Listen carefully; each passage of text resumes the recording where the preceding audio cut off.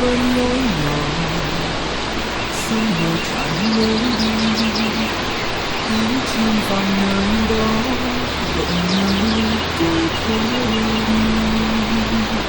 Nằm say trong nắng hạ hương thơm tỏa ngát trời, đàn cò bay xa đến bình yên bao giấc mơ. Ánh trăng soi đồng lúa nghe gió lùa xôn xao tiếng hát vang bên sông tình quê đắm thắm sâu.